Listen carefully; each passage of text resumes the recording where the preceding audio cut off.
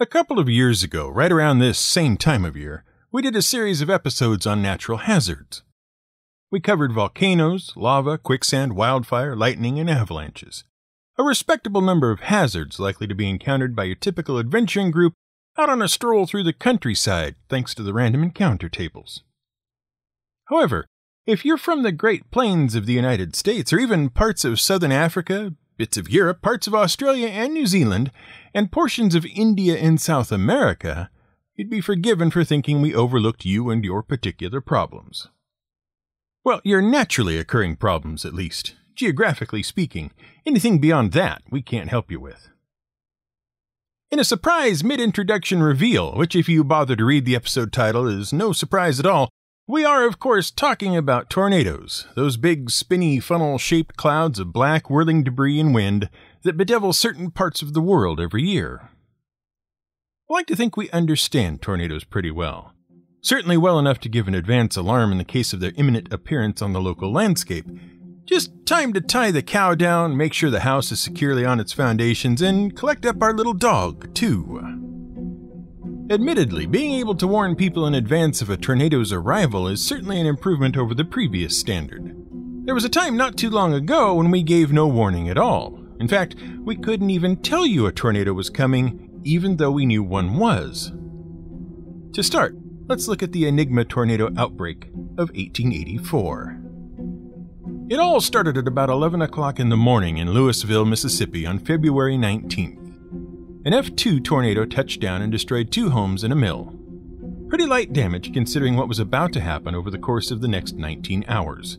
Louisville got off lucky.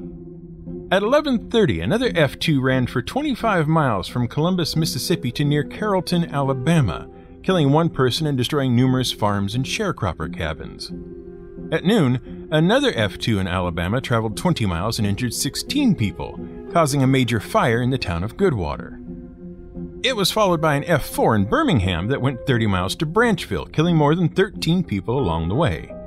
By the end of the day, Alabama would see 3 more tornadoes and another 30 deaths before the storms moved into Georgia. But the storms weren't done. Georgia was hit by 18 more tornadoes, killing 72. South Carolina had 8. North Carolina saw a further 9. By the end of it all, more than 50 tornadoes touched down across 10 states in 19 hours. We think. See, the tornado count and death toll is hard to nail down exactly, both because this is 1884 and it's hard to officially count anything, and because a number of those who died may not have been in any official records of the residents of any particular area. Estimates are anywhere from 178 to a sadly speculative but all too likely 1,200 fatalities. Property damage at the time was estimated to be greater than $3 to $4 million 1884 dollars. But the damage was done in mostly very rural areas where houses and other buildings were very cheaply made. So the 10,000 buildings estimated to have been damaged may have been mostly low-quality constructions made cheaply. Other events associated with the Enigma outbreak included flash flooding along the Ohio River and blizzard conditions in parts of the eastern Midwest. And why did this all happen? Well, no one really understands why. Partly because of the nature of reporting and recording the storms and damage at the time. There was just no agreed-upon reporting agency, method, or standard. But also, partly because, even though tornadoes happened on a regular yearly basis, no one had really sat down and studied them. They were very poorly understood phenomena.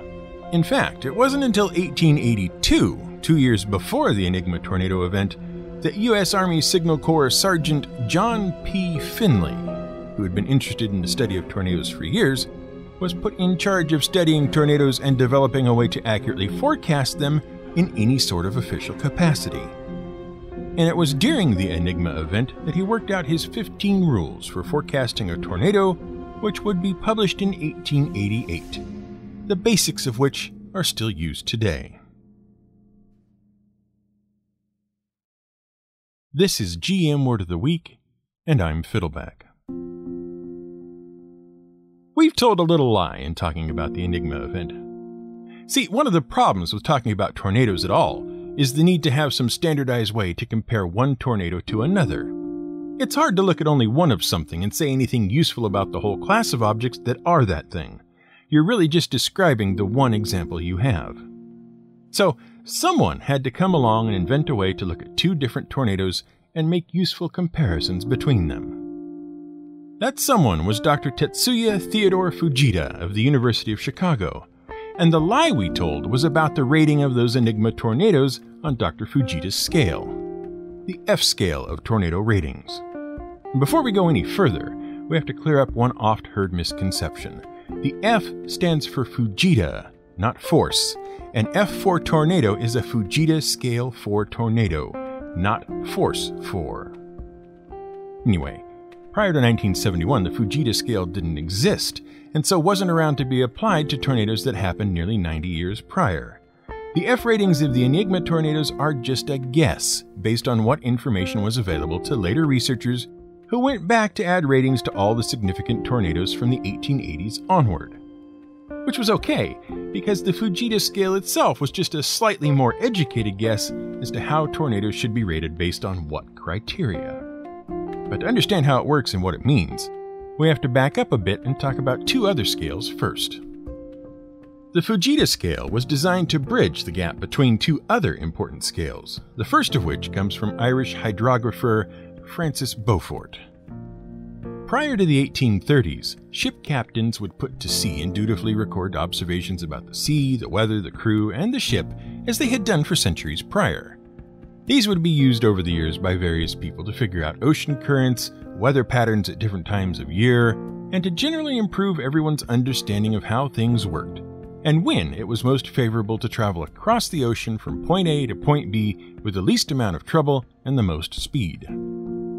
Unfortunately, these observations, especially about the weather, were written down with very little in the way of standard notation. Often conditions that might seem to be a light breeze to one captain, for instance, might be called a dead calm by another thanks to differences in ship and sail design and the general outlook of the captain and crew. Storms that blew up could be described in any number of ways depending on who was doing the describing, and it all made for a mass of information that was confusing and jumbled and no good to anyone trying to research things and make sense of it all. Something had to be done, so something could be done. Beaufort came along and standardized wind speed information, but rather than relate it to the actual speed of the wind as measured, he based it on easily observable conditions that could then be related to the speed of winds that were capable of creating those conditions. The condition being observed was the state of the sail on a frigate at sea, the frigate being the main class of vessel in use by the Royal Navy at that time. There were 13 classes of wind in the Beaufort wind force scale, ranging from 0 to 12. 0 was calm, no wind. 1 was light air, or that which just enables a ship to steer. The scale then proceeds through gentle, moderate, fresh, and stiff breezes, judged by the rate of knots at which the ship was pushed, followed by moderate, fresh, strong, and whole gales, before wrapping up with storm, or that which would blow away any sail made in the usual way at 11, and hurricane at 12, which Beaufort explained simply by writing the word hurricane again, this time with an exclamation mark behind it. And so, the Beaufort scale was officially adopted in the 1830s. Which was great until the advent of steam power to make ships sail around, as we discussed in our Oars to Steam episode. Around 1916 there was a distinct lack of sails on which to base the wind scale, and new methods of comparison had to be adopted. So the scale was revised to take into account the apparent state of the sea instead of the sails. A dead calm sea was still 0, and increasing numbers indicated increasing waves and better e-ticket rides. Well, at least until the exclamation point dropped. At the same time, the scale was also made to include wind speed on land for the first time, and the readings from anemometers, those spinning half-ball devices you sometimes see measuring the wind, were incorporated as well. The other scale we have to consider, because it connects up to the Fujita scale as well, is the Mach scale, or rather the Mach number. The Mach number represents the ratio of velocity to the speed of sound, and to be honest, it's a bit more complicated than that, but that will do for our purposes.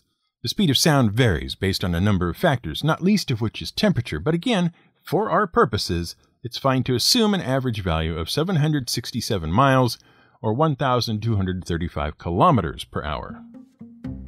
Mach 1 is the speed of sound. That's where the Mach system begins. Every other Mach number says something about the relationship between the rate of travel and the speed of sound. So Mach 0.65 is 65% of the speed of sound, and Mach 5 is 5 times the speed of sound. Mach 23 is roughly 17,500 miles per hour, and was set by Captain Joe H. Engel while piloting the Space Shuttle Columbia back through Earth's atmosphere in November of 1981, making he, and presumably his crew, some of the fastest people ever recorded. It stands as one of several air and land speed milestones currently on record. So on one end, you have the Beaufort scale of wind speed, and on the other you have Mach speed numbers. And Dr. Fujita deliberately set his scale of tornado wind speed to run from one to the other. Up to hurricane speeds, you use the Beaufort scale. Past that, it's F numbers. F0 is about 40 to 72 miles per hour, followed by F1 to 4, and ending at F5 at roughly 318 miles per hour. Beyond that, you're talking about percentages of Mach speed, the speed of sound. 350 miles per hour, for instance, would be roughly Mach 0.45. But remember, we said Fujita was basically guessing when he set up the initial scale? The manner in which he guessed was pretty similar to the manner in which Beaufort estimated the increments on his scale. Fujita couldn't measure things directly at the time, so he too had to look at the effects of a tornado and do his best from there. The Fujita scale is set not by the actual wind speed of a tornado, but rather by the amount of damage and destruction done by a tornado after it has passed. Under Fujita's method, you couldn't know what the F number of a tornado was until after it had passed. So saying that an incoming still-forming tornado was going to be an F2 or F3 is an even bigger guess than the guesses already involved in coming up with the scale in the first place. And those were some pretty big guesses. In the original Fujita scale, an F0 tornado was one which might topple a few chimneys, break a few branches, or uproot a few shallow tree roots. And you'll remember Fujita reckoned those winds would be about 40 to 72 miles an hour. At the upper end, an F5 was a monster with winds ranging from 260 to 300 miles an hour or more. Houses were lifted from their foundations and scattered across the countryside. Cars become projectiles traveling hundreds of meters. Trees are debarked, and skyscrapers can be severely damaged and even knocked down. You don't mess around with winds that strong, and so Fujita gave them the best guess he could as to speed based on the damage those tornadoes were doing. And he was very nice about it all when someone showed him he'd been wrong. It turned out the winds don't have to be that fast to do that much damage. They can be much slower. So the enhanced Fujita scale was introduced and adopted in 2007. F0 is now a tornado of a modest 65 to 85 miles an hour that barely does any damage at all. A few tiles lifted off your roof, that sort of thing. And F5 was still a devastatingly dangerous tornado, but investigation and measurements showed that the damage they inflicted could happen at anything over 200 miles an hour. The descriptions of the damage remained the same, the speeds involved were reduced. A critical adjustment when it comes to warning people ahead of the storm track of the potential dangers. Most of us have a pretty rudimentary idea of what causes a tornado to happen in the first place. Sure, we have a vague idea that cold air meets warm air during a thunderstorm, and it spins around or something until a funnel cloud happens, and then it blows around for a while until someone goes to the distant land of Oz or sharks fall out of it. No one really understands them, so, like other science-ish things no one understands, they can do practically anything, including but not limited to cloning themselves, forming up into packs of roving tornadoes intent on hunting down humans, randomly popping out from behind buildings and shouting boo, and developing a malevolent presence with amazing dramatic timing. Occasionally, some cows get caught up in one and go for a ride, just to relieve the tension with a little comedy. Part of Finley's 15 rules of tornado prediction that he came up with during the Enigma incident involved setting the conditions under which tornadoes could occur. There had to be an area of atmospheric low pressure.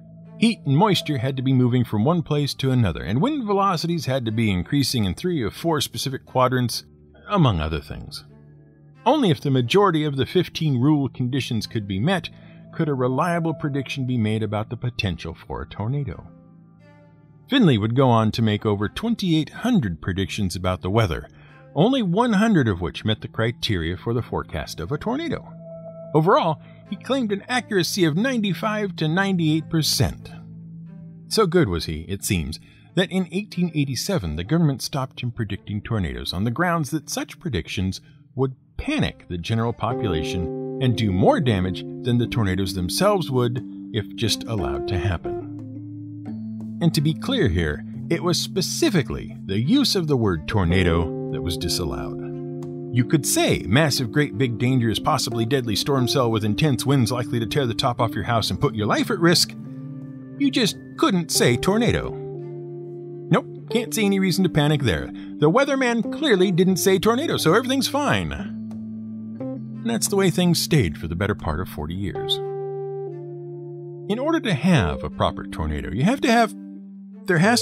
need, well, look. Up front, we're going to talk a bit about how tornadoes happen, but it is important to remember that really, no one knows for sure. In the realm of science, tornado genesis, as it is called, is still a really, really big guess. Mostly because, even with all the work being done and the information being gathered, tornadoes have still only been studied for the last 150 years, and only studied intensely to the level of finally being able to make inroads on understanding them for the last 50 years or so. Even Finley's rules were just conditions under which tornadoes could happen, not hard and fast rules. At its most basic, a tornado is a violently rotating column of air that touches both the ground and a group of cumulus clouds.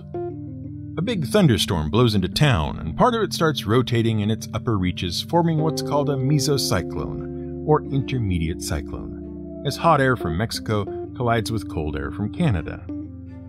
The whole of it spins first along the ground vertically and then gains speed in the updraft caused by the rising hot air until the updraft stands it up into a column in the storm clouds. The storm is full of water vapor which begins to condense and rain down. As the rain falls, it drags air down with it in a downdraft which accelerates, pulling the upright mesocyclone towards the ground. Meanwhile, in another part of the storm, forces of convection move more warm air up, causing a vertical spin. As the mesocyclone passes below the cloud base, it takes on cold air from the downdraft, which runs into the warm air from the updraft, all of which forms into a rotating wall cloud. And the downdraft focuses the mesocyclone's base towards the ground, which begins sucking up air from the ground in a smaller and smaller area. And just like restricting the flow of a hose, this causes things to change pressure and pick up speed. Eventually, the difference in pressure and flow of air connect the mesocyclone to the ground, and a full-blown tornado occurs. At least that's what we currently think happens for some tornadoes, the biggest ones in particular. There's some disagreement about the actual manner of connection made with the ground, though. Some think the tornado forms entirely above the ground in the clouds, others think it occurs from the ground up, and still others think it happens from both ends and they meet somewhere in the middle. Obviously, more study is still needed. The second method of forming a tornado, which applies mostly to the weaker ones, is that a thundercloud produces a rotating tube of air along the ground that gradually stands up in the updraft, forming a tornado all on its own. These generally last only a few minutes, while the other kind, born of supercell storms, can last for miles and miles and upwards of 20 minutes or more, doing massive amounts of destruction. It is often observed that tornadoes seem to occur or target one particular location more than any other: the trailer park or mobile home park. Wherever tornadoes happen, the news always shows a blown-out trailer park leveled by the force of the storm, not a mobile home left standing. And you'd be forgiven for believing this one. Even we, at one time, would have asked our friends, what is it about trailer parks that seems to attract tornadoes? Which is, of course, the wrong question. The proper question is, what is it about tornadoes that attracts reporters to trailer parks? Because that's all it is. Few things are less likely to survive the passage of a tornado than a big, blocky, flat-sided mobile structure laid out in a relatively flat area clustered together with other similar structures. Nothing looks more ruined than a mobile home scattered to the four winds, and few things make for a better background for a news report about how devastating the latest tornado was than a number of displaced people all in one spot. It only seems like tornadoes target mobile home parks because that's where all the reporters go when one hits. In truth, it just isn't so. Trailer and mobile home parks are no more likely to be hit by tornadoes than any other structure in the path of the storm. It has become easier to stay safe during a tornado, though. In March of 1925, the Tri-State tornado touched down near Ellington, Missouri, and traveled 219 miles through Illinois and into Indiana before dissipating. Along the way, it killed 695 people and injured 2,000 more. Subsequent study revealed that it met 9 of Finley's 15 rules, but because calling a tornado had been banned, the phenomena was not well studied. It was something of an academic dead end to go into the field. Therefore, no one knew enough to predict things in advance and warn people. It wasn't until 1942 when the country saw more than 130 tornadoes, 230 more deaths, and more than $7 million in damage, when it was finally decided that maybe the public did need to know as early as possible that a tornado could happen after all, and that it needed to be called by the right name. Fortunately, World War II provided a new tool for tracking weather and keeping an eye on potentially dangerous storms. The advent of radar and the growing understanding of weather patterns and conditions likely to cause tornadoes meant that warning times gradually increased, giving people more and more time to seek shelter and safety. In 1972, 2 years before Dr. Fujita's scale entered regular usage, the U.S. Air Force published a document called Miller's Rules, created by Captain Robert Miller. The publication became the main reference for severe weather forecasting and laid down guidelines for weather analysis and the use of different symbology for marking severe storms and tornado conditions. It also explained forecasting parameters for tornadoes, large hail, and convective wind gusts. This document, combined with the use of radar, pushed tornado and severe storm forecasting forward, opening up the study of tornadoes and making it respectable again. Eventually, computer modeling would help increase the warning time even more, going from just a few minutes in 1974 to half an hour lead time in 1999 to today's play-by-play of storm cell formation and accounting of the conditions leading up to a tornado for several hours before one is even seen. Which means more people can get to safety sooner and fewer people die. And sure, we don't know everything about tornadoes yet, but it's getting better. And the work started by Sergeant John P. Finley all those years ago is finally paying off. We can't know everything all at once during a crisis, but every bit we do learn makes it that much better and improves the odds of survival.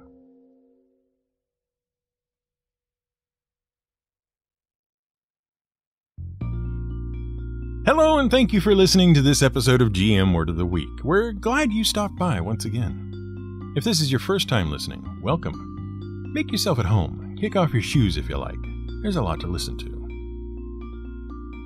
This episode is, as always, brought to you by our fine patrons on Patreon. Their support keeps the show ad-free and means you can get straight to listening without having to hear about meal kits, VPNs, or those terrible little Bluetooth earbuds first.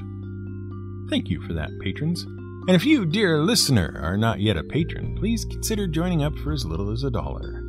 You can find out how by going to gmwordoftheweek.com and clicking the little yellow banner at the top of any page. It's easy, convenient, and gets you some nifty little rewards. Check it out.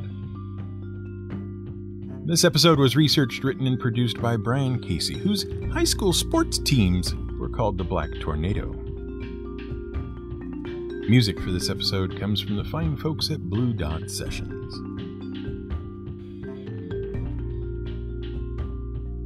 The world is full of people who will help you manufacture tornadoes in order to blow out a match.